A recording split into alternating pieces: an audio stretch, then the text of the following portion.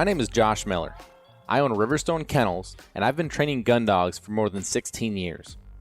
I have field trialed, I've hunt tested, but at the end of the day, I'm a duck hunter. You might find that the duck in our DUK Dogs podcast is spelled uniquely. The UK stands for my British Labs. I love my British Labs. I love what they offer me, both as a part of my family and the high motor in the field. As you're going to find, I have some pretty special dogs. Follow along in our podcast series here as we talk about both in the field hunting and in the field training situations that will hopefully help you progress with your dog at home. All right, everybody, welcome back to DUK Dogs. We're actually coming at you live from the Pheasant Ranch today. We have one of our off days here in between. Hunters went home yesterday. More hunters come in here this afternoon. So we're kind of taking the day here as a chill and recovery day to catch up on whether it's work, chores, things that we have to do that we just end up not having time for. And one of them is sitting down and talking to you guys. So kind of a fun deal that what I'm going to be able to do while I'm down here is bring on a couple voices that you guys may or may not be familiar with, and kind of talk about, give a little different perspective. And so I'll kind of break down here in case you don't know what the Pheasant Ranch is. Basically, this was born through opportunity, and it was born through needing to be able to tell a little more of a story. Kind of background here before we got to this point is over my career, I guided at a number of different operations, some quail operations, some pheasant operations, and really enjoyed it, especially when I was, training a lot of pointing dogs, bird dogs. Really enjoyed it and had a lot of fun with it. But naturally, as my waterfowl seasons got more and more intense, really, kind of, not that I'm not training pointing dogs anymore, but really not doing much of that anymore. Naturally, the upland stuff kind of went away, and I got to get back to who I am as a duck hunter, and got to spend so much time doing that, and which is fantastic. But what I didn't understand was I wasn't telling the story to half the people that were trying to listen. So it was probably a year or 2 year stretch there, where we had a number of people that bring dogs in for training, and they'd be like, "Gosh, I really wanted to get a dog from you, but I just couldn't, so I got this dog from somebody else." And I was like, "Oh, I totally get it," and just assuming that it was the wait time. Had said something similar to I understand that wait time can be tough. I know it's worth it, but I'm glad you found a dog. And they'd be like, "Well, no, it's not that it was the wait time. It wasn't anything like that. It was just that I'm a pheasant hunter." And I was like, "Well, why would that matter?" And they're like, "Well, because you just duck hunt and I want a pheasant hunting dog." And I'm like, like in my head, it didn't make any sense, but, perception's reality. If all I'm talking about is waterfowl hunting, then, I totally get how, there's that question. So, this was an opportunity to show the dogs in an upland format, both from our hill hunt, which we'll talk a little bit about, but also the traditional walking style hunt, quartering and track trail flush in front of us. It is a really neat opportunity to be able to do that, and I love that we've done this. And how we've set this up in this preserved format is we get to enjoy the entirety of our waterfowl season. So we don't need to sacrifice any of the waterfowl season. We don't start down here until February 1st, which allows us to finish out our waterfowl season and then come here. And then now we actually get to extend our hunting season by about another 4 to 6 weeks. And so it's a really cool thing, for us, a cool thing for the dogs, a lot of cool opportunities. And we love the clients that we've been able to, clients we've been able to build more relationships with, through that time in the field together. And two, the new ones that we have met as a result of it. So some really cool stuff down here. We'll talk a little bit more about that, but I want to tell you guys who I have with me today. I have Mr. Zach Stinnett from the kennel. Hello. And I have Mr. Scott Ferguson, who Scott, I'll give a brief introduction to Scott. And sorry, Zach, that was like super brief. That's all right. I think everybody knows you, at least for the most part. Yeah. But Scott Scott started as a client and has become a very good friend. He has a Brock puppy, a really, really nice Brock puppy. And, we actually are going to talk a little bit later on here about some training that we were able to do with his dog down here, and just kind of one of those opportunistic situations. But Scott, why don't you just tell everybody a little bit about yourself? Sure. Sure. Yeah. From Altoona, Iowa. Live there currently with my wife Shannon and two kids, Case and Delaney. Like you said, have Winston, Brock puppy. Really enjoying the journey and the progress there, and then have my other dog down here, Coda, as well, with pheasants and things like that, and things that she's good at. So, yeah, just excited. It's a great opportunity to be here, and I have really enjoyed getting to build the relationships and these opportunities that the dogs have brought. So, yeah. So you mentioned something in there that I think is really neat. So Coda, you're the dog you got before Winston. You said that she's really good at the upland side of it. What I have found with my dogs too is that some of them just naturally thrive in that, working up in front of you, that quarter side of things, and some just don't as much. And I do believe that for our retrievers, like, their bread and butter is retrieving, right? So they are made to be more of a waterfowl dog, sit and be steady. Now, I understand it's going to ruffle feathers with all my pheasant hunters out there. I'm not saying that the dogs can't do it. We're out here doing it with our dogs. But when you get to see a large sample size of dogs, you really do understand, like, some of them just do excel versus others. I have one of my dogs in particular named Rory, and Rory has not been a part of the breeding program because there's just some things that I don't love right now. Like, not saying that if the perfect situation didn't come up, I wouldn't try it. But as of right now, I have no plans, to breed Rory. And now, he's a fantastic dog, and quite frankly, he is the best upland dog as far as a walking and quartering dog. Like, he's a machine. Like, Zach's seen it a lot. He's a machine. I mean, he is so dang good. By far the best upland dog that I own. But I wouldn't have known that, if I didn't have the full sample size of, if I just had, if I didn't own him, and just had name any of my other dogs, they'd be like, yeah, they're pretty good at this, right? But then, like, you see one that's like just like cells, that's just like in their element. Yeah. It's different, So it kind of sounds like that's Coda with you. It's no different than people. Everybody's got their strengths and weaknesses, and I reiterate, she's not a Riverstone dog, but her strengths definitely lie toward the upland side. Not that she can't do the waterfowl and the retrieving and the handling, she does, but truth be told, she struggles with sitting in just the composure. Sometimes she gets so wound up. It's just easier, and I enjoy her more in this environment than I do in a blind environment. Yeah, where Winston's very much, the opposite as far as like the sit and watch. Yes, and certainly not even going to give him the opportunity to hunt the upland to potentially unwind some of that. He is going to be strictly a waterfowl dog. That's right. Yeah. Well, and that's what I do here, with with having as many dogs, and Zach, you're in a little different situation, yourself. So I want to get your perspective. But for me, like, there's a big reason why, to me, Tucker and Boris in particular, like, those two dogs will never, at least my plans, will never go work in front of me, just like what you're talking about. Because Boris is so dang steady and so dang good, but he has such a big motor. Like, I think he's about as steady as they come, especially for the motor. But I'm like, there is a challenge there of, like, all right, you start letting him go. Like, do you lose some of that, right? Tucker's like this rubber band waiting to snap all the time anyway, right? So, like, if I give him the opportunity to go, I think I'm going to lose some of that and unravel pretty quickly. Now, and again, like, I do understand most people are going to have a dual-purpose dog if they have a retriever and they hunt both naturally, because they want the dog to hunt as many opportunities as they possibly can, right?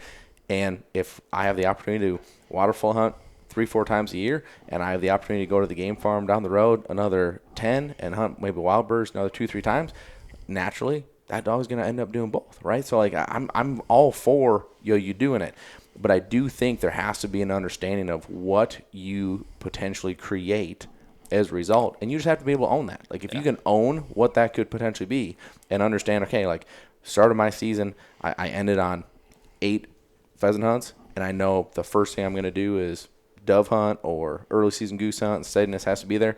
Like, I got to come back and just hammer steadiness. That especially that springtime coming back to it. Yeah.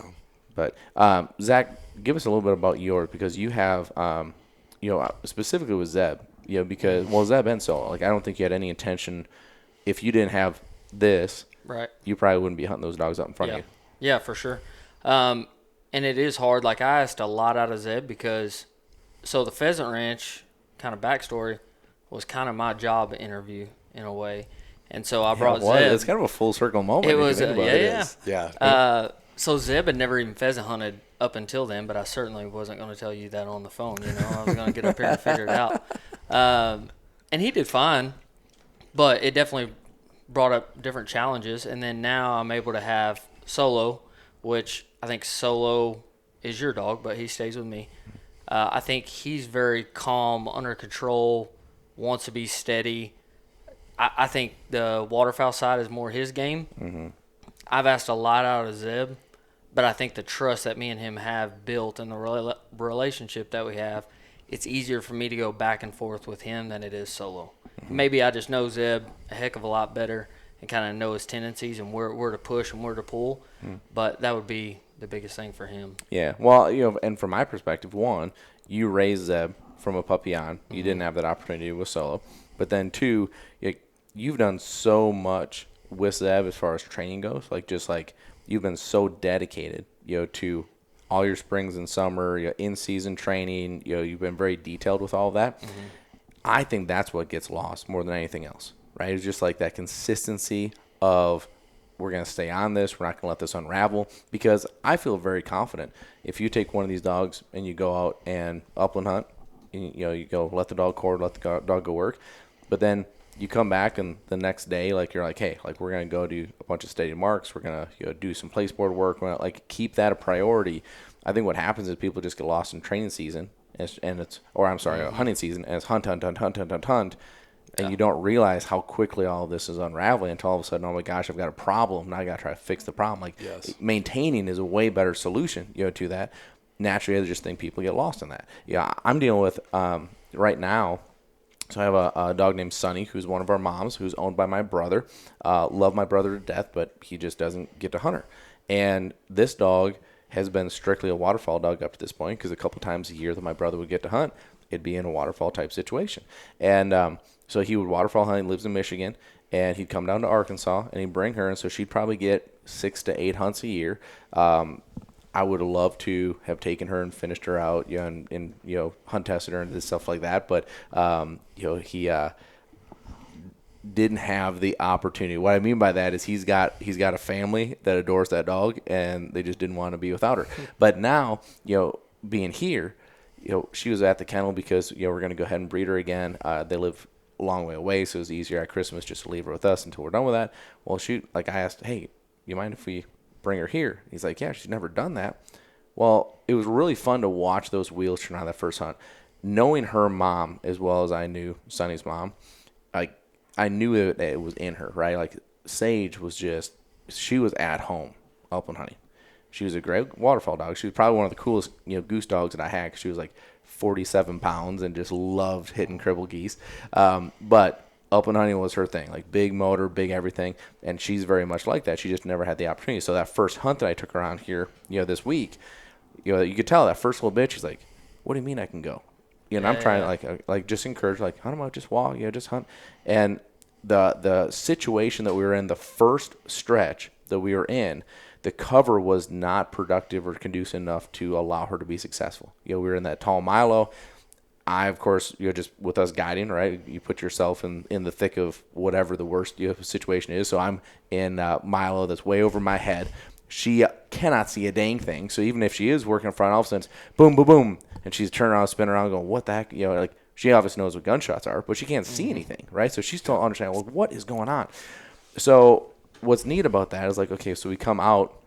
You could tell she actually did pick up a bird that just happened to fall by her. She got it, had a good retrieve. You could tell she's excited, but she still doesn't get it. Well, then we got over to that next stretch of cover, and you guys were in the other group, but on Spin Chick over here, where it's we did that first walk, and you come down where just the wind and the snow beat a bunch of that cover down. Well, then she got to see everything. Yeah, and then it was all of a sudden 2 + 2 = 4 really quick, and all of a sudden you see the intensity, and you see I just did a little bit of quartering work with her before coming here, and she picked it up really easy. But again, now we're in milo strips. not so easy, right? Now all of a sudden we get in that more open cover. She's quartering all the way to one side, all the way to the other side, like just beautifully, and she's starting to figure all this stuff out. So it was really fun to watch that. Now the challenge, and I want to talk about some of these challenges here.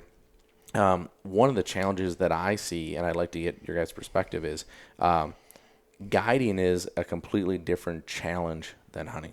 Is that fair? Yeah, For sure. And so for me, I want to get your perspective here, but specifically for Sunny in this situation, she was doing everything right as far as like she was staying in close, she was marking, she was doing everything. But the client dogs were out there too far, were chasing every bird and getting to these birds quick, which made it more difficult for her to click all this together, right? I mean, after she got 2-3 retrieves, she really started to understand it. Well, she probably should have had about 20, which would have completely set her up for success, going forward. But naturally, she just didn't have those types of opportunity. And the whole time, it's yelling for owners are yelling for dogs, they're blowing for whistles, they're doing all these things, and she's jumping around like, are you talking to me because I'm not dad, right? And she hasn't been with me a whole lot, so she's looking at me like, was that you? Or that, so there was a lot of confusion. She worked through it beautifully. But it was so fun for me to watch. That was a great example of a waterfall dog. Put them in that upland situation, just kind of let them get a taste of it and let them get successful. And there's not a doubt in my mind, by the end of next week, she's going to be an absolute rock star. I think it's going to be that fast. But we also have opportunities. So guiding, what are some challenges that you see from a guiding standpoint versus hunting? Because naturally, guiding is not something that's normal, for everybody, right? So like when we talk about some of this stuff, I feel like everybody's naturally thinking from a hunting lens. And I mean, obviously hunting is why I do what I do. So I love that side of it. But there is to me, a different satisfaction, different hurdles for sure, but a different satisfaction of watching someone else have fun, watching somebody else's, especially when they've never done it before. Like, I think there's a lot of cool things there. But Zach, give me a challenge or two. Like, what do you see when you're out in the field? Like, what do you see especially that might be different than hunting? I think my main focus, in a way, is not on the dogs. It's on the clients. Like, I'm trying to, number one, make sure everybody is safe, right? Like, you're trying to keep, at one point, we had 13, 14 guys walking in one field, like, trying to communicate with you guys on one side, watch these guys on the left, keep everyone in line. Like, I trust my dogs enough that they're going to stay close and do what they need to do, but I'm really not focused on them. I'm making sure everything else is safe. So I think sometimes it's not fair to them because,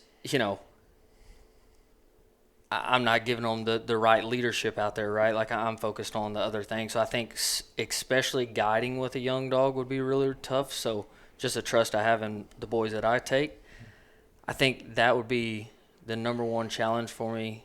Just like, you're taking a step back. You're not so focused on the dogs, although you have to make sure they're doing their job right. But I think overall my focus isn't on them. Mm-hmm. So from a handler standpoint, that's the hard part. Right.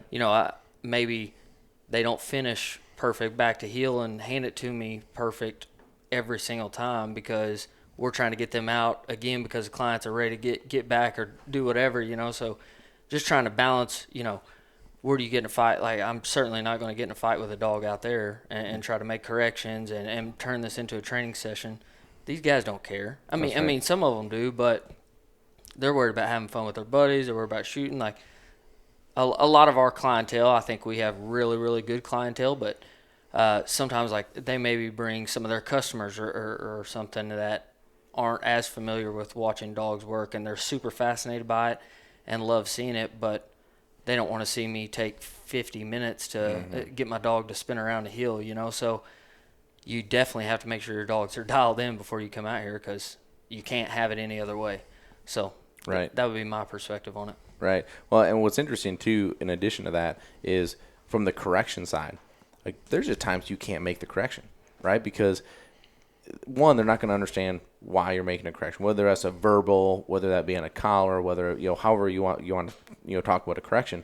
But you ran what I thought was a really awesome blind with Zeb yesterday, right? So, I mean, from my perspective, I was a long way away, but, and to clarify, the 13 guys in the field is very, very abnormal for us. We just have one farm that's very hard to cover unless you have a big group. And a lot of times what we have is we have corporate groups coming in. So we have anywhere from 10 to 15 people that they do all want to hunt together. Now, we'd like to split up 5-5-5 or 4-4-4, depending on the numbers. It just makes it a little more intimate, a little more fun as far as like smaller groups. But I do understand, like, you got a group of, like, this last group was a construction company, and they wanted to go all together. Okay, well, but also for 13 people, we had 5 guides out there, right? So we're trying to split everything up and keep everybody in line. But for me, 'cause I'm watching down the line, so there's probably of hunters, probably 8 hunters in between me and you, right? And you were on that far end. I'm watching, and I was like, man, that was awesome, right? We had to stop. The bird sailed. You had to get to a spot. You had to send them back in those woods and handle. Like, I thought you did a great job. I was fun to watch from my perspective. And there was one guy for sure that was like, dang, that was cool. And then there was 2 or 3 guys who were like, can we go? And I'm like, no, like we can't. And it's hard because, like, one, we do still have an obligation to pick up that bird, right? So, like, there is a respect standpoint that, like, we're not going to let people just start going in disregard that we shot that bird. It is down. We need to go pick that bird up. But on the flip side, from an entertainment value, like, we're not trying to make this the Josh, Zach, and Scott show, right? Like, and so for us, we get excited about those moments. Like, all right, like, we want to set up on that big line. It's great. But that to me, that is difficult. Of like, that's not why they're there. That's not why. Now, you do get groups that appreciate that, and to me, that is fun. But I'd say the majority of the groups probably don't appreciate it, but they also maybe don't even know what they're looking at. Scott, what about you? Like, challenges? I agree with Zach 100%. 2 things I'd add, I guess, from my perspective is, I look at it because obviously I don't work for the kennel. Is the responsibility we have coming in. First off, I don't want, I want the client experience here to be fantastic, and my dogs should enhance that. It shouldn't detract from that. Even if they don't fully appreciate what she's doing or what the dogs as a group are doing. I think a lot of them do, and we get a lot of comments from them, hey, really loved watching your dogs work. But whether that's the case or not, it should be an enhancement, and certainly shouldn't be anything that detracts from the hunt. That would be first. Yeah. And then I just look at it from the standpoint of, wanting to make sure that I represent, you represent Riverstone, represent the Pheasant Ranch with the utmost professionalism, both myself, the dog, and that we're, again, enhancing the experience, enhancing your reputation, and not doing anything that could detract from it. So I'd be lying if I said that's not I don't feel, especially early on, didn't feel a little pressure with that. I wanted to make sure I'm not going to be the guy or the dog that some groups talking like, who in the heck were those idiots? Yeah.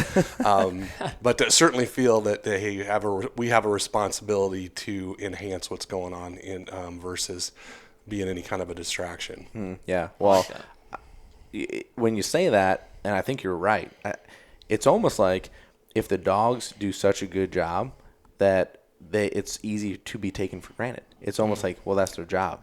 To someone that's not looking, not for looking at it from a dog lens.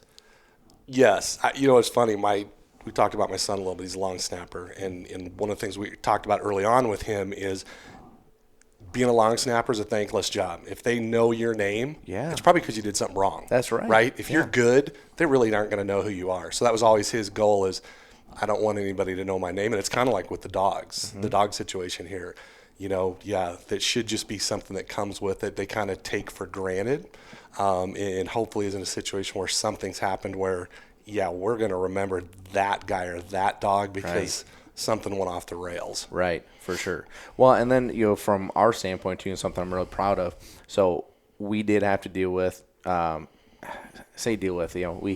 we had the privilege of dealing with a number of great people on this last trip, but we also did have to have a situation where one of those clients had a dog that, I think was, I don't want to say out of control because I thought he did a good job in some areas. Yep. But there were some areas that he was a long way away and he's flushing birds and running all over the place. And the hard part for me when I sit there is not, one, from a dog standpoint, that's why it's so impeccably important for us to have our dogs at a high level from an obedience standpoint. They can't get sucked into that. And it is very difficult, especially when you get competitive dogs, Yes. right? Which all of our dogs are, Yes. fair, right? Like, they want to be up there too, Yep. right? And so they have to have the discipline to stay under control. If you start to see it, recall back, and be able to do it quietly, right? We can't be sitting there, yelling, yell. It's just obnoxious. But then, it puts the attention on you, right? Like, Correct. well, the dog's out of control.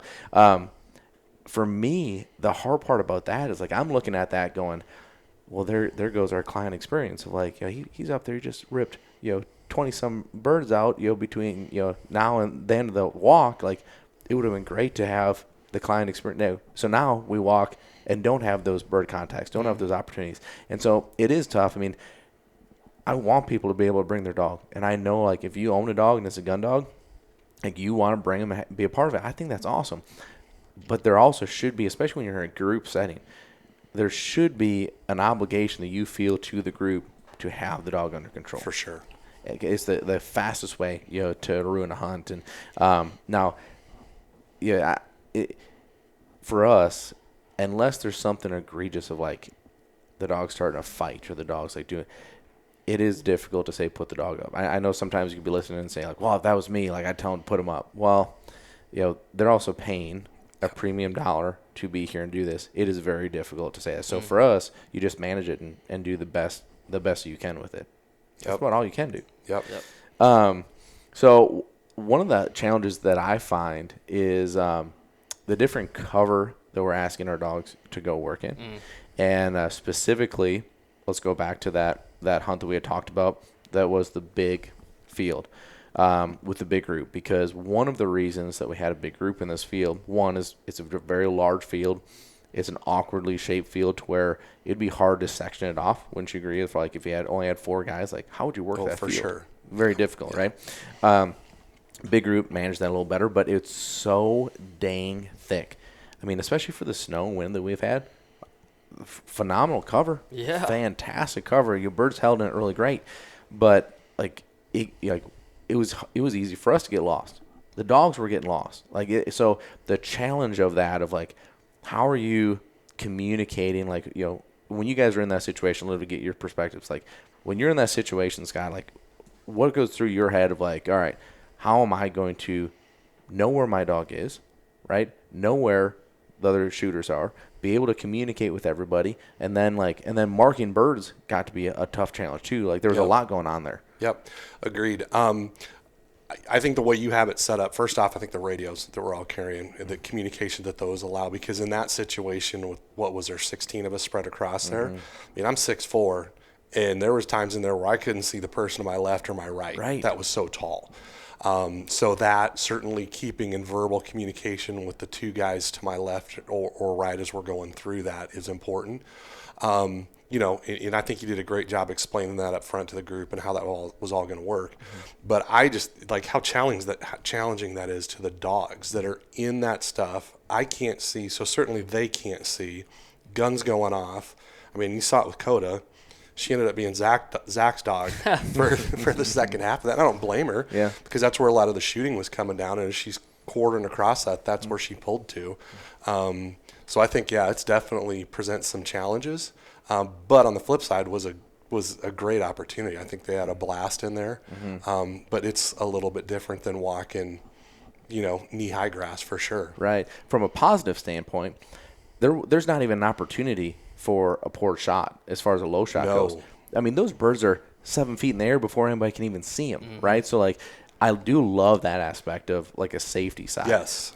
There is an inherent risk that we all take every single day that we go out there. Not only ourselves, naturally. I know that can seem a little extreme of a comment, but you're guiding people that have never hunted before, right? So, like, now we do a lot of safety things up front, make him shoot clays, make him handle the gun. So, like, if there is anything that's, hey, we should keep an eye on this guy, we make physical notes, between ourselves. We know who they are. We know what group they're in. We walk right by them. We actually, talk extra to those people. So, like, we have things in place to help minimize that. But you're still out hunting with live firearms, right, with new people. There's always that. But then from the dog standpoint, like, I mean, during our safety talk, I intentionally try to scare them. Of like, hey, like you cannot, no shooting on the ground, no shooting low, no like, and we all have a job in our own of if those birds get up and are all low, we're screaming no, no, no, no, no, right? Like, so there's a lot of things going on, but all it takes is one poor decision, and things change really fast, right? Now, knock on wood, we've never had that. I don't plan to ever have that, but it is something that is nice to have cover like that just to eliminate that danger just right off the bat. Absolutely. Zach, what about by you? Like it was a totally different feel probably that you had down by your side. What did you think of the hurdles, both positively and negatively, from that cover? I told you I loved it out there. I felt like I was back on a deployment. I was he comes over the radio and goes, "Man, this feels like we're back in Afghanistan." I was loving it. Not necessarily from a dog standpoint. I think I ended that hunt with 18 or 19 birds in my vest, and my dogs didn't mark one. The cover was so, and these are experienced dogs that do this, 6 weeks straight, and cover so thick they flush one, like all they see it is come out of the cover straight up, and then they lose it. They hear a shot, and I didn't even send them. We mainly just I get them over there and work the area because I don't know where it's at because I can't see. And I'm trying to make sure the whole line's there. So from a guiding standpoint, I loved it. From a dog handling point, I did not love it. Right. I think trying to watch the dogs, like honestly, I trust them enough that I knew they weren't going to work out too far in front. So my job was to watch the line and make sure the line was staying in place and communicate to you guys and make sure that, your end's good, my end's good, Scott's in the middle, making sure he's dialed in there. And I think that would be my biggest challenge. Usually I'm a few feet back just to make sure, I kind of have eyes all over, watching the hunters, watching the dogs, kind of see it all come in. That one I took even a farther step back to make sure I could try to get angles and see guys on each side. And probably every 30 yards, like the guy on the left, he was walking on the edge of the field. So, like, he had no cover to battle whatsoever. So, like, he's walking down the road, basically. I had him wave his hat in the air every 30 yards just so I could get a visual on him because he's not having to fight the cover like we are, right? So, naturally, his pace was going to be a little bit faster, but he'd wave his hat. I'd slow down, pick the guy's pace up. Like, there's probably 2 or 3 times where, someone gets excited, they shot a bird, they start pushing up. This guy doesn't know what's going on. He's looking, he's looking to his left because there's another bird up over there. And now we have 15 yards, between these two guys. Maybe I'm exaggerating there, but 10 yards between these two guys. Like, I tell the guy that's farther back, and someone goes, I'm like, hey, you're cut off. You can't shoot. And all this stuff is like military stuff because that's a verbiage that I know, but like he's not allowed to shoot. If a bird gets up right in front of him, I told him he wasn't able to shoot just from a safety standpoint to make sure that I had a visual on everybody. So from that standpoint, I loved it, but from a dog handling point, I didn't. Yeah. I think lucky enough I was on the end there that I was able to run a few blinds with Zeb and Solo, but other than that, they put up a lot of birds, but never saw them go down. It definitely exposes, like you touched on, those dogs that aren't as obedient and aren't as under control because they can't see. Right. They can't see you as a handler, and the only you lose them, and the only way where they're at now is all of a sudden there's birds bumping 75, 100 yards out in front. Somebody's out there doing that. They just it's so easy to lose track of them. Right. Well, what I would end up doing is if I knew one of my dogs was in front of me and there was a flush, right, I would just blow my whistle for a whistle sit because the last thing that I want is if they saw that bird flush and go forward and it's boom, boom, boom, and if they're like, okay, let's take one of the client dogs, right? When there was a flush, they would just chase, right? And I get it, I understand it, right? That's what they're there for, right? As far as like, they're not trained to sit to flush or anything like that, so they would just take off. Well, when they can't see it, they have no idea where it is. They're going to run over it. They're going to miss. They're going to keep running, and then that's what happens. You end up 7,500 yards away, and what happens? You run into a bird. Well, in that dog's head, it's probably the down bird, right? So all of a sudden there's flush, and then flush, and flush, flush, and that's where the control side of it is just so important, right? Like we talk about it so much, and there's probably redundancy to it, or maybe it feels like it, but Like, you just can't overstate obedience. I mean, that ultimately what it comes down to. Like, when the dogs are out of control and they're flushing up ahead, obedience issue, right? When the dog's not coming back when you're calling, it's just a whistle, call, obedience, right? Like, I understand we're hunting and we want to do the fun gun dog stuff, but at the end of the day, that's what it boils down to. A note that I had here, Zach, because you were talking, and I think it was an interesting one. It's like, everyone should make it a rule. Now, rules can be broken in extreme situations. Do not correct your dog, specifically on an e-collar, is what I'm talking about here, when you can't see him. Yeah. I mean, like, I get that there are extreme situations where, like, you're panicked, you're, like, the dog, took off into the woods or, like, something like that, and, like, you just need to do it, right?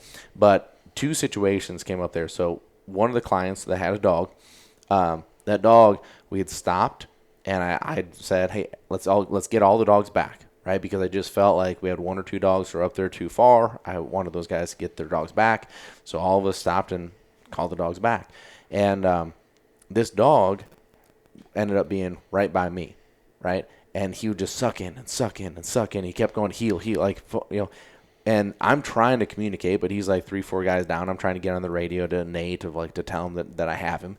But I know he was shocking him. Like, I'd watch him jump, and he was, like, trying to suck into heel as hard as he could. He was trying to do it right. Quite frankly, he was doing it right. It was with the wrong person, but he didn't know where the right person was, right? Like, again, when you're in that kind of cover, you're in this jungle, I'm by somebody, I'm at heel, I'm sitting, all of a sudden I get shocked. And then he's, like, trying to squeeze more and more. It's not fair to him. Like, he is trying his best to do everything possible.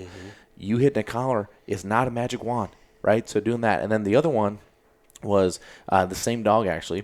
This guy had, what was it? He was on my left. The dog actually had a bird in its mouth, right? So coming back with a retrieve. And I heard him calling, like, to my left. I heard him calling, and all of a sudden this poor dog is coming back, and all of a sudden goes, beep, jumps, spits the bird out, jumps, and runs off, right? Do you hear that little thing? Yeah. Hold on. Sorry about that, guys. Hopefully that didn't ruin anything. This portable podcaster is not always the best as in the studio. But that poor dog drops the bird, takes off running, wasn't even running the right way, but he got lit up on the collar and was doing everything right. Now, I get he wasn't in front of the owner, but that correction, if you really wanted a correction, should have been made way before when you actually knew where the dog was, not just pushing buttons to shock the dog. Because, I mean, that poor dog, in his mind, was doing everything right and got lit up for it. So, like, to me, like, especially for a young dog, you think about a young dog, you send a couple mixed signals that way, all of a sudden, that dog is very understandable why they would get goofy or why, and you caused the problem. But most of the time, in that case, you wouldn't even understand that you caused the problem, right? You're just frustrated with the dog, like, oh, this dog's not picking up birds. What's wrong with this dog, right? Well, it was actually you problem. That guy doesn't even know that, like, I don't think he created the problem because I saw the dog pick up birds later on. But if the dog hadn't, he created the problem. Didn't even know he created the problem, right? So, to me, such an important rule. Do not make a correction if you can't see the dog. Okay, so I would like to. I got 2 more situations from a training standpoint I'd like to cover. One of them being Winston, and the other one being our starter dog that we have going through. One of our starter dogs we have going through. I want to talk about Eddie and the things that we or you, Zach, did with Eddie to go make him successful. But before I leave that, I want to talk about just that last point, but with Eddie. Okay, so Eddie yesterday. So how many birds did he pick up on his first live hunt? 2. Okay, so 2 birds. He's what, 10 months old? 8 months. 8 months old. Really young. Okay, gone through bird and gun, gone through intermediate, doing really great. We really like this dog. Very nice, very steady, doing great. But he's young, obviously, 8 months old, limited experience, first hunt, 2 birds in his mouth, great. He last night, after we got done cleaning birds, let all the dogs out. There, we had a carcass somewhere that didn't get picked up. Breast is out of it, everything. But, like, we had a pheasant carcass. So he comes around the corner, and he's happy, and he's excited, right? And he's wiggly. And first I looked at him, and I was like, hey. And then I saw it was Eddie, right? I thought maybe it was Solo or somebody else. And to me, my immediate thought was, don't scold him, right? Because in this moment, like he has feathers in his mouth, he's happy, right? But like, but there's a lot of blood, there's some taste here. He's kind of excited, kind of like, But if I get like aggressive, run at him, no, pull it out of his mouth, that young dog is not going to be able to decipher that pheasant got ripped out of my mouth. I was told no. I was scolded. I was, whether it was smacked on the nose, whatever you end up doing in that situation, to the live hunt part of it, right? So then that next hunt, when he's all of a sudden apprehensive and goofy about birds, like we see this all the time, where there's an issue, and I don't know, the dog just started doing this. Well, there's a reason the dog started doing it, right? Like now, either one, you're not going to tell me, or two, you honestly don't know, which is a very real thing, right? But either one of those, like, it's not this quote-unquote, it's not the dumb dog's fault, right? Like, something happened to create this, right? So what did we do to create this? And we need to understand in those moments that there are repercussions for our actions. And that just comes up to me, because like that was the first thing I thought about when I saw him, was like, oh, don't scold him. Yeah. Right? And I look back at how he was raised. So Eddie lived with me from the time he was 7 weeks until now. Still currently lives with me. He's been at the kennel for training, but from time he was 7 weeks until now, like, I've never chased him down trying to rip something out of his mouth. He's never had the opportunity to get socks in his mouth. He's never had the opportunity to get cigarette butts in, whatever it is, right? Like the stuff he's not supposed to have in his mouth, or if he does have it, just because, labs explore the world with their mouths anyway. I never got onto him. Like, I was just happy, good boy, pull it out of his mouth, no big deal, or try to keep him out of that situation. And that goes into now he brings a bird he's not supposed to have, right? Like, brings it over to us, he's wagging his tail, he's happy, like he thinks he's doing everything right. So I think a lot of that comes from, I'll pat myself on the back on this a little bit, but the way he was brought up, because everything has been, for one, his genetics are great. He's a Clyde puppy. He's a Lou Clyde puppy, so we love Lou. We obviously love Clyde, and all those natural tendencies have been passed down to him, and try to keep him as natural as we could. Mm-hmm. Yeah, no doubt. Yeah, you just think about how many times there's a situation like that comes up, and you get after the dog, or you scold him, or whatever it is, right? And every dog handles that differently, right?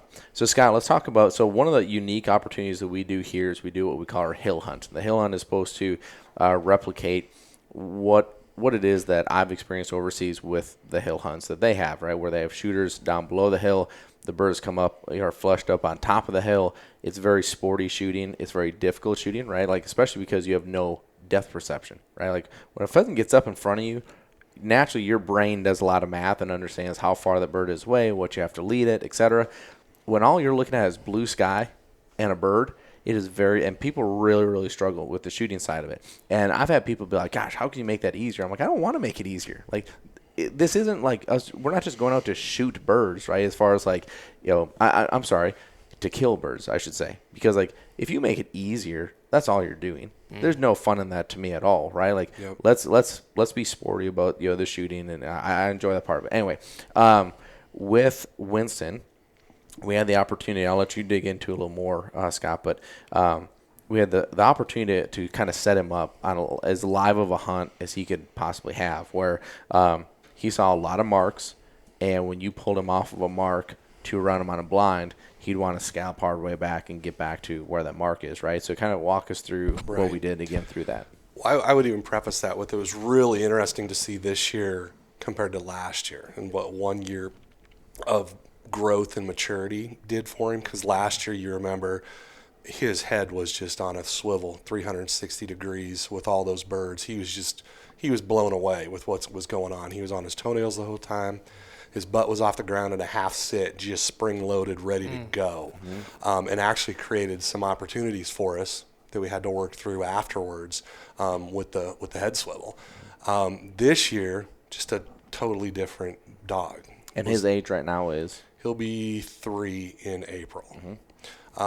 Calm, under control, sat there, calmly watching birds go, but wasn't just amped up, and it was just all part of the game.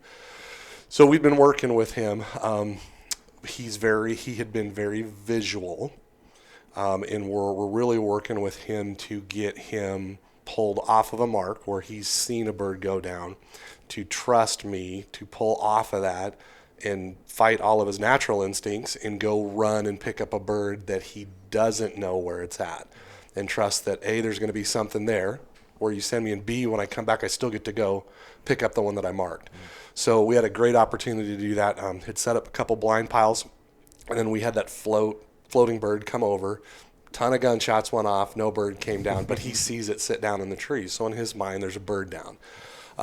Pulled him off of that, got him lined up for that blind, took off great for the first 10 yards, and then immediately broke 90 degrees to go pick up the bird he saw go down. So recall him right away, tell him no, lined him back up again, and to his credit, and I think a lot of the obviously the training we've been working on, took that cast like a champ, took that line like a champ, and nailed I didn't even have to whistle him to that pile, which wasn't far, but 70 yards, Yeah, probably 75 yards. Yeah.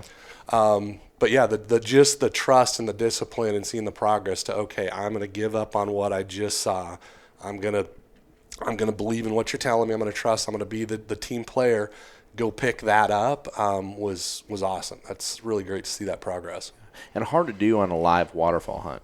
Just from the situation of like, one, you're probably not bringing real birds out in the field with you, right? Mm-hmm. To Right. set up, like we have that opportunity here, and then two, depending on your setup, like if you're in a dry field, okay, like maybe you could do something like that you could have it set up.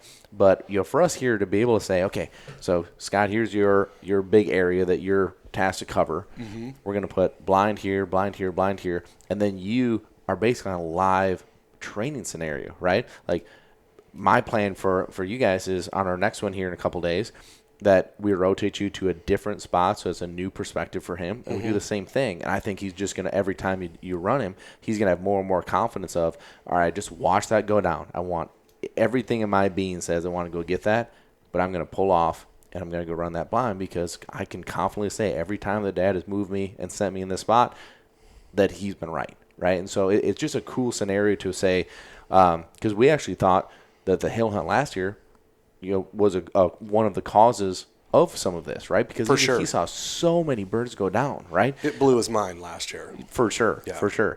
So to be able to use the same thing that we felt like caused some of the problem to fix the problem, I think was really cool. But I do think the maturity point is an interesting point because we were talking about this in the truck 2 days ago probably. Mm-hmm. And the talk is everybody wants to know when maturity happens.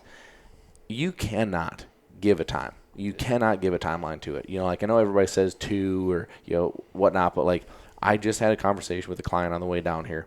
He has a little female, and he called me. He's like, man, like Delilah, like I've watched this change over the last week.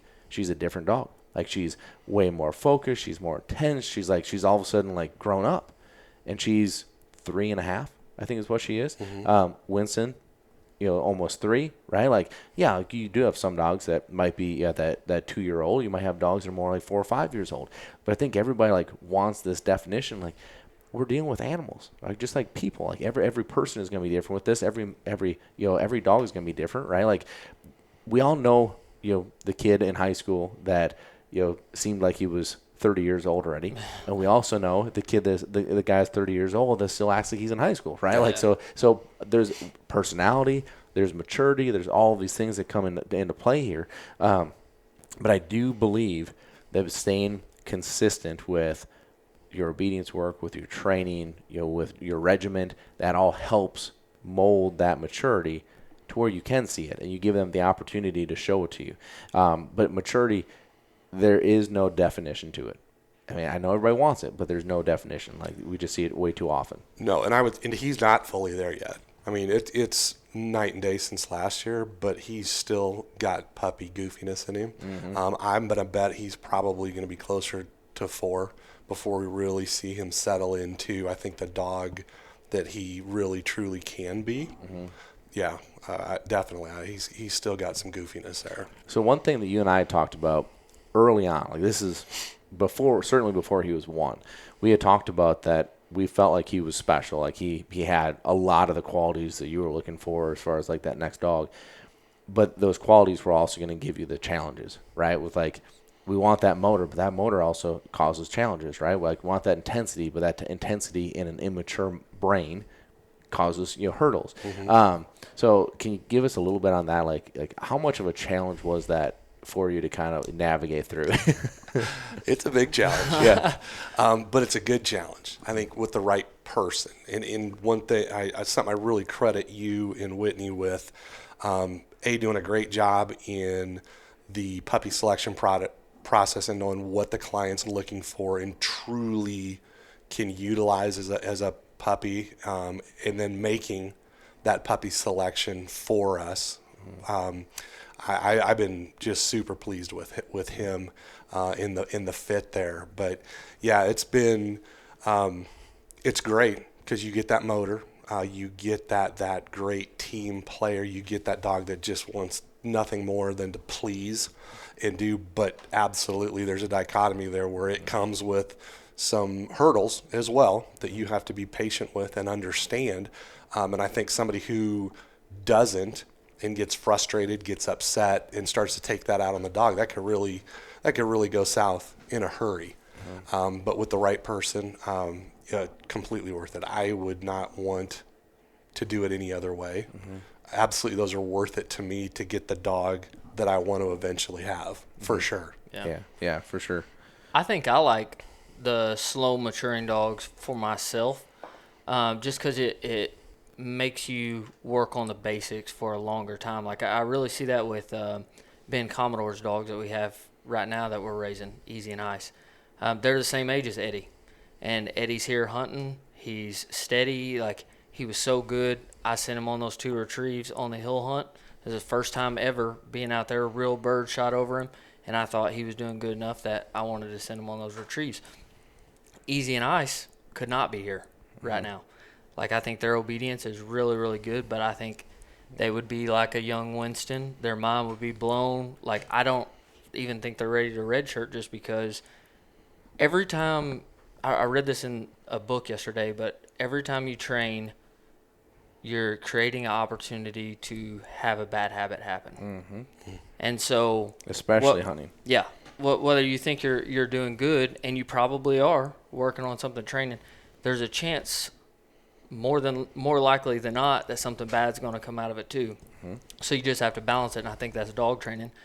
But from a maturity level, Easy and Ice, like, they're just so geeked out of their minds all the time, like work. I don't want to sit here. I want to work. And to bring them down here and put them in the same situation Eddie is, you just have way more to lose, right? So what that requires you and I to do, I think, is to focus more on obedience, let them grow up, don't have to rush anything, like, we're not on a timeline because we knew this going into it, that these are long-term dogs, right? So just able to slow down, continue to work on the basics rather than just rush it. Like, if Easy, say Ben only had Easy and it was his dog at the house, like, he would be tempted to do something with it because they are so jacked up all the time. All they want to do is work.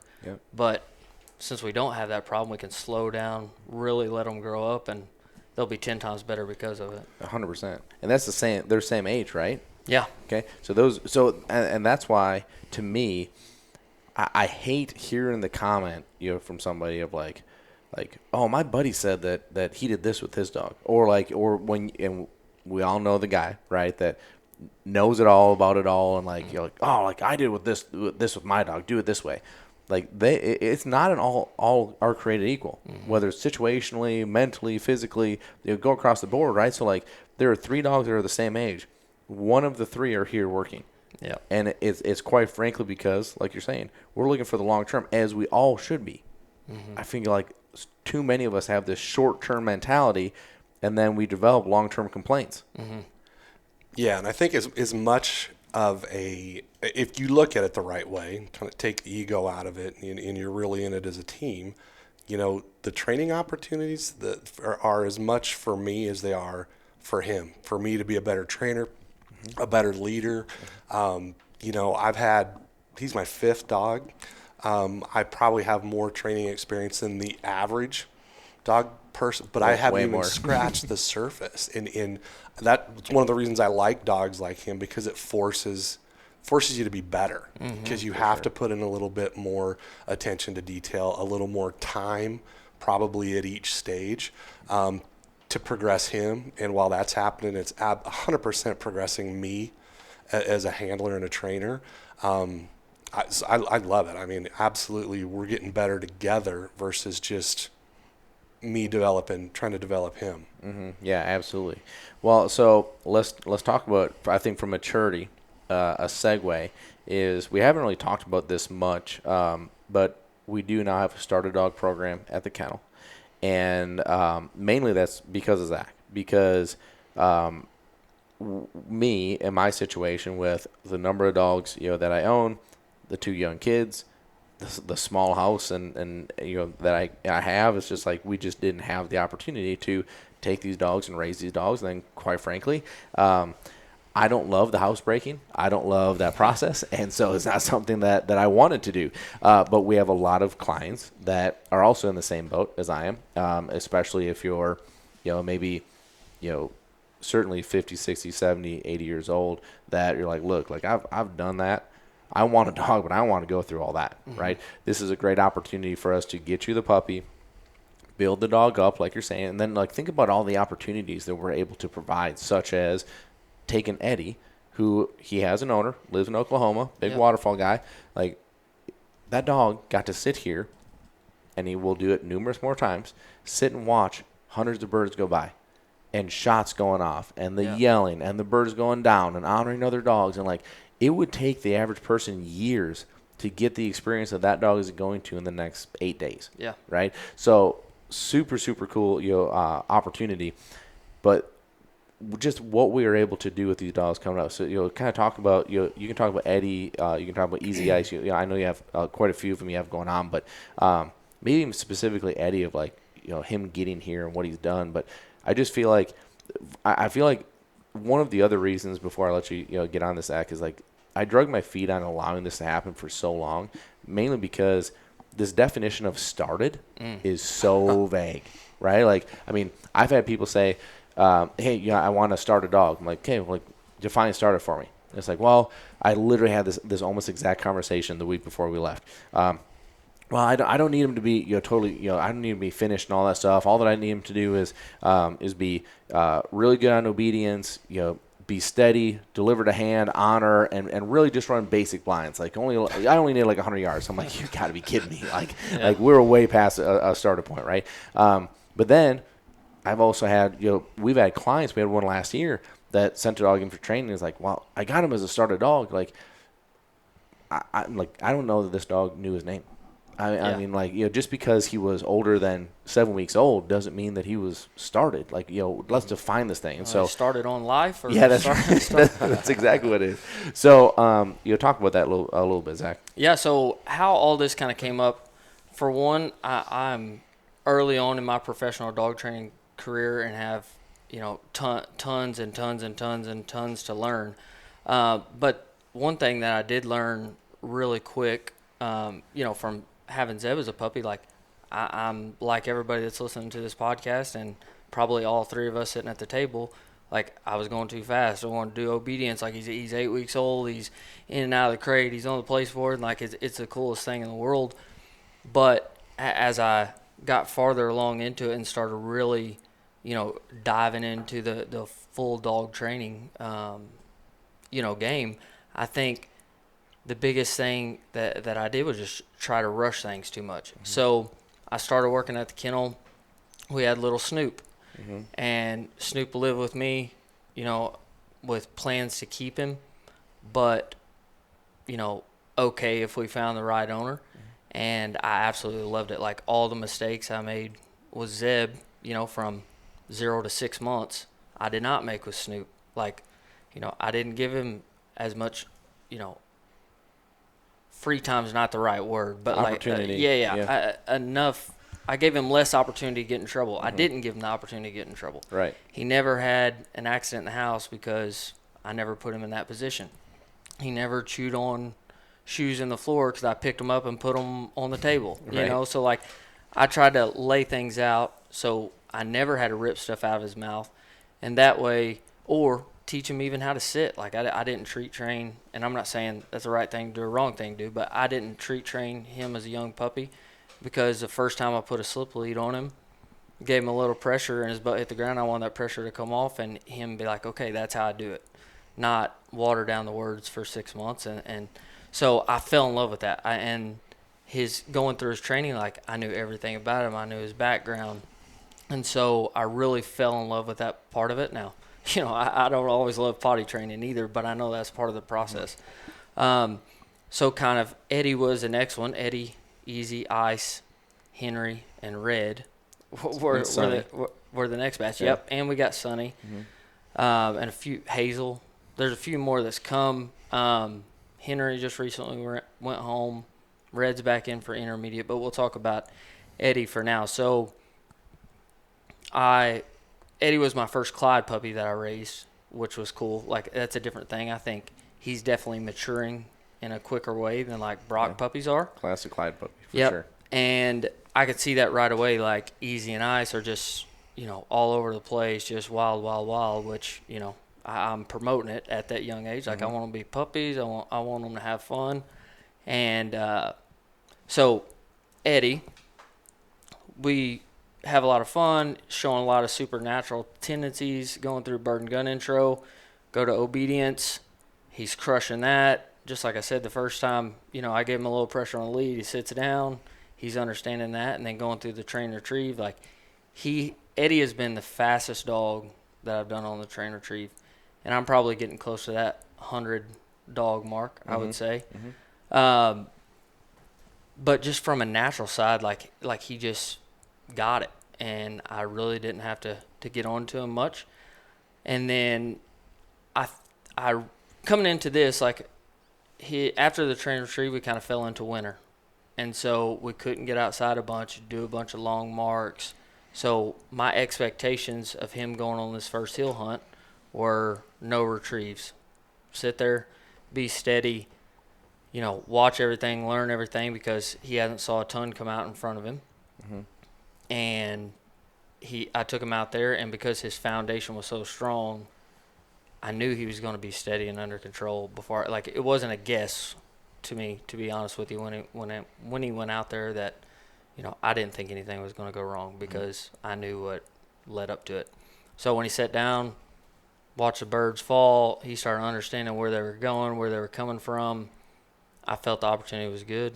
I sent him. And I think for him, like specifically him, just because I know his background, I think he's ready for a few more retrieves. I don't think I would take him at 4 o'clock in the morning on a duck hunt in the pitch black for his first time ever and just let him get a full-on hunt.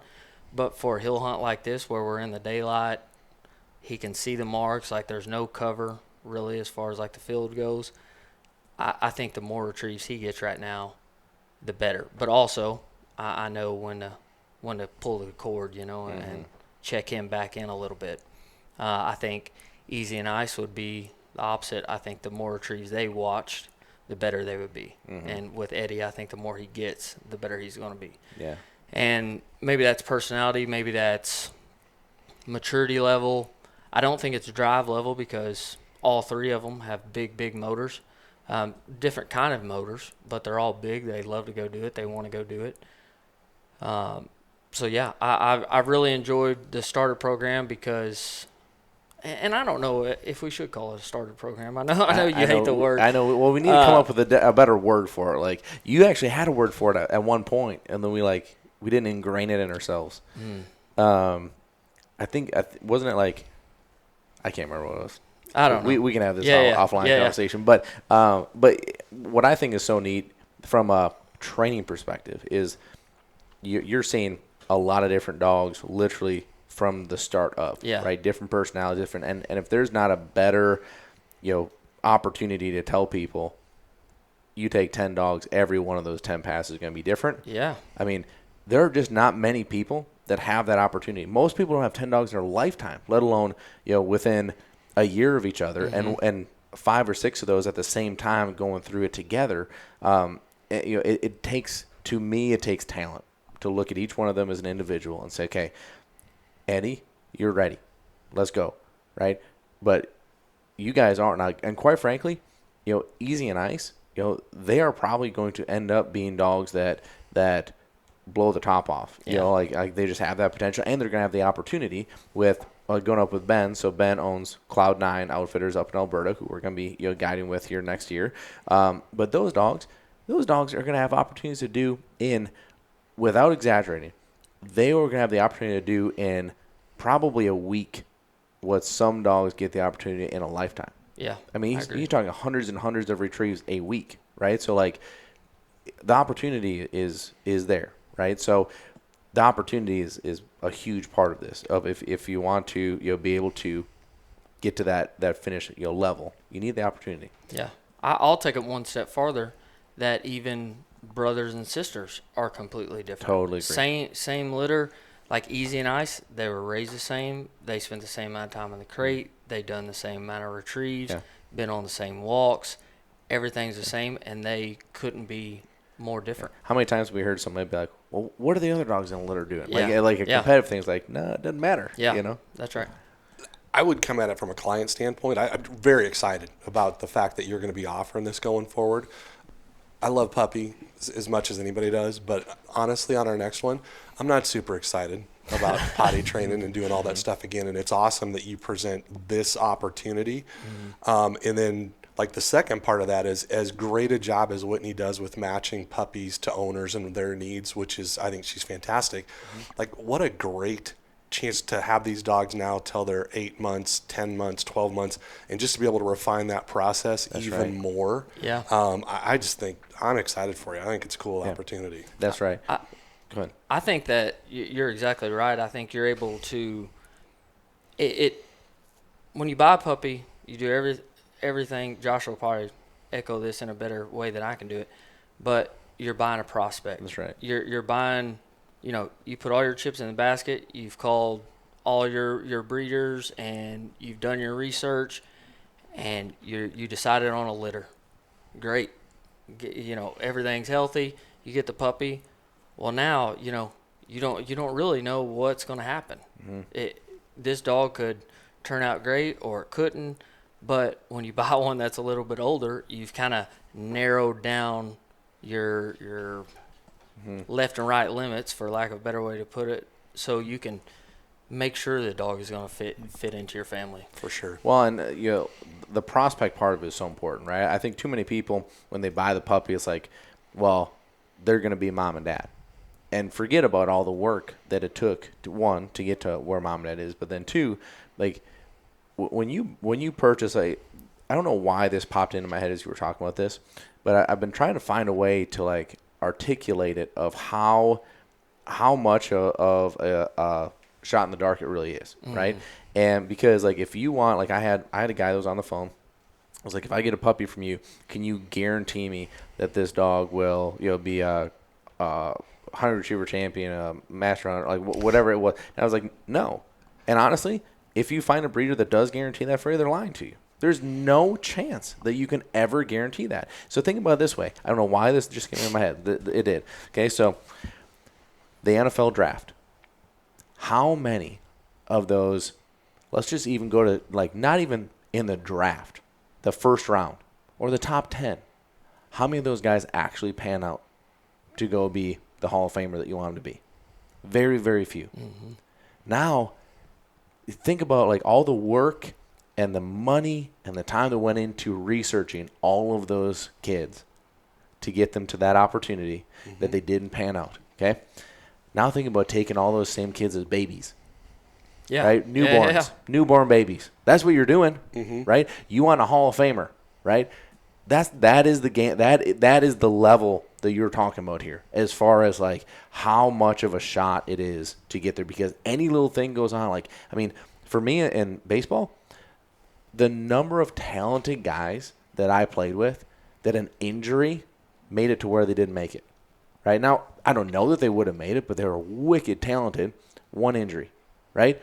Well, shoot, your dog could be 12 months old, tear an ACL, do something, and all of a sudden, they're out for an extended period of time, right? Like, I'm not saying that makes it so they can't make it, but, like, we've had fluke things happen all the time of, like, neighbor lit off fireworks like it was 4th of July, and it's, October 3rd or whatever. Like, I don't know, like, why? Now the dog was 8 weeks old. We were just on a walk outside. It was boom, boom, boom. And now the dog's, like, I get that it's not really anyone's fault, but, like, we still have the issue. Yeah. Right? Like, those are the types of gambles that you have. Now, I do really believe genetics are everything.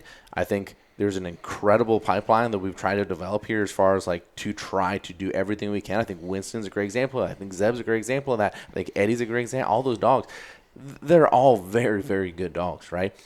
But I just, like, if somebody calls me and says, can you guarantee that there's no way? Like, there's just not. So with all that being said, okay, I want to end on this. I told you I had a topic I wasn't going to tell you guys about because, like, we're going through this. And I really do like to be detailed with this. Like, I don't want to just, like, put on the headset and be like, oh, let's just have a worthless conversation. Like, hey, we're going to cover these points. We're going to talk about these things. We don't go too in depth on it, as you guys both know from the 5 minutes of prep that I gave you. But here's the topic I want to talk about. And we have this conversation, and as we're having it the other day, I'm like, we should be talking about this on a podcast. And I want to talk about the Waffle House mentality. So good, right? I mean, like, so where I'm going with this, like, I just found myself in more and more opportunities and situations to where people just have bad attitudes. People that have so much, whether it's so much opportunity, so many things, whether it's health and like, I mean, shoot, people that have, from a tangible aspect, have everything you could possibly want, and they have shit attitudes, like just mean, angry at the world, like not fun to be around, right? And poor me. Yeah, but an attitude is a choice. Like, I'm sorry, but you walk into a Waffle House, and you will find that out. Now, I'm not saying all Waffle Houses, right? But my experiences in Waffle Houses, and we're going to shout out Waffle House in Wentzville, Missouri, because we went in there, and Donna was fantastic. Now, the reason that I bring this up is because, and I understand I'm going to make some assumptions here. I'm not trying to be rude about this, but I think it's pretty safe to say that Donna is not becoming wealthy working at Waffle House. Is that fair? You know what? Yeah, and Donna's limping. Yes. Donna's on her feet all day. She's uncomfortable and hurting, and she's still fantastic. Yeah. Smile on her face. When we said, hey, can we get some salt? Well, of course you can. Absolutely. Not, yeah. I mean, just that attitude and energy. And I was watching, everybody else in there had the same thing. Like, they're all feeding off each other. They're all happy. They're all laughing. They're all smiling. They're all, like, taking care of everybody. And, like, what I just love so much about that is, like, if you can't walk into a establishment like that and look at, like, part of the fun of Waffle House is, like, yeah, it's not overly clean, it's not, like, fancy, it's not, like, you know what I mean? And one of the things that Nate talked about being in the food industry is he's like, most of her people have $15 tabs and are leaving a dollar or two tip. Yeah. Right? Like, that's the reality of her situation, which I had never even thought about, from his perspective. But if that doesn't motivate you to be like, look, smile, be happy, like, be thankful and grateful for everything that you're getting to go do. Like, I really do try to make it a point. I think I did it to you guys. I certainly did it to Nate here the other day. Is I just looked over at him and smiled as we're walking out the field. I'm like, well, hey, there's a lot worse things we could be doing today. No yes, doubt. sir. I mean, it's just it's one of those things. I don't know if you guys have anything off that, but I think I just thought it's such a cool thing. For sure. We talked about it the other day. I'd throw Chick-fil-A in there. It's the same thing. I will go out of my way at times to go to, even if I'm, you're not feeling, just because I challenge anybody to go through that experience and interact with those people just like at Waffle House, and not leave there smiling. That's right. And feeling better about yourself and your day, because it's just infectious. If you can't do that and appreciate while you're there, something's wrong with you. That's right. I totally agree. I completely, yeah.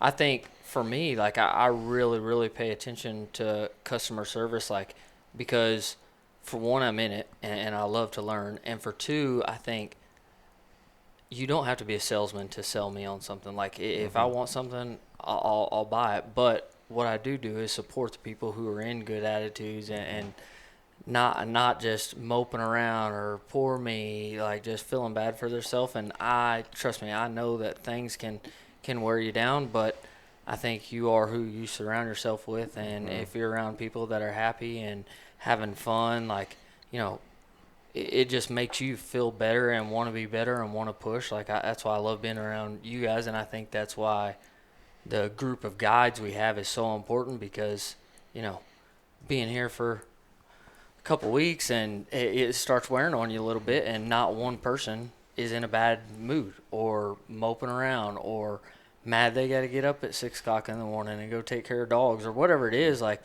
I think I love watching people do what they're good at and be happy doing it. I think that's one of my favorite things, and I think that's why I really like going there. Like, they love their job.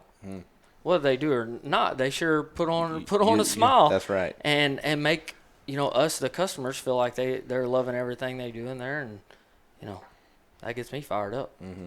Yeah, I would echo that, and I appreciate the kind words that you guys had here, but just to put it back on you guys, like, I'm so incredibly proud of the people that we have here, with you guys, prime examples, and Nate and Carlos and Jake and Joey and everybody else we're going to have here, Kyle. It does, like, you really are who you surround yourself with. And so when you can surround yourself, like the other day, and this is a normal day, like today is not a normal day for us because it's changeover day and we get a little more free time, but a normal day for us is, like, the other day, my alarm went off at 4:45, and we were maybe in here by 9:30 at night. Yeah. I mean, and it was and your day just feels like it's in these blocks. Like, okay, so from 5 to 6:30, I got to do this, and then I got to be done by 6:30 so I can get to the next thing. I have that done by 9, and then have that here, and it just like boom, boom, boom, boom. And I love it. I love the go, but I love it more because of you guys, of the people that I get to enjoy that with, and the energy that you guys all bring to it. Because it is easy to get drugged down with this. I mean, it is. You're doing that schedule 3 days in a row. And then you get a day like this, and you got 3 more days in a row. And it is easy to wear out, but it's one of those things that I think I love it so much because of you guys. And like, the dogs are obviously a big part of this, but I just love spending time with you guys in this environment doing this. So thank you guys for being here. But we're going to wrap up. We have some cool stuff that we have to get going and get done before this next group gets in here. And so we're going to go ahead and get that started. But Zach, Scott, thank you for taking the time to sit down, and I'm going to try to do this maybe with like Carlos and Jake or Nate and Kyle or something like that. Later on too. I think it'd be fun to get some different perspectives. But I appreciate you guys being here, and thank you for all you do for all of us here. Appreciate it. So, thank you. Appreciate it. So, all right, guys, we're gonna get rolling, and we'll come back with you here with another one here, hopefully sooner than later. So, hope you have a fantastic rest of your day, and we'll talk to you soon.